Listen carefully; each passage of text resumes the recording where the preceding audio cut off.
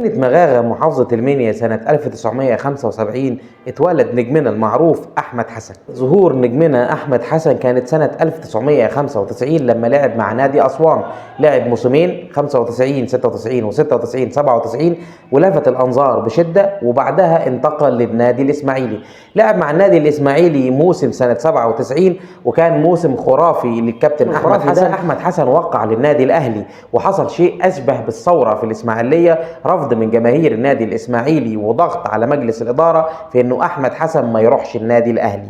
ساعتها الكابتن صالح سليم رفع قضية في القضاء المصري على النادي الإسماعيلي وعلى الكابتن أحمد حسن، وخسر القضية النادي الأهلي. أمر بانتقال الكابتن أحمد حسن إلى الاحتراف في الدوري التركي، وده استمر لحد سنة 2006. بعدها راح أندرلخت البلجيكي، قعد فيه 3 مواسم لحد 2008 لما رجع تاني للنادي الأهلي المصري. على أحمد حسن يعرف إن الروح والقتال هو أحمد حسن. ما شفناش حد في تاريخ منتخب مصر عنده روح وقتال في الملعب واستمرارية أكتر من 14 سنة في الملعب مع المنتخب زي أحمد حسن.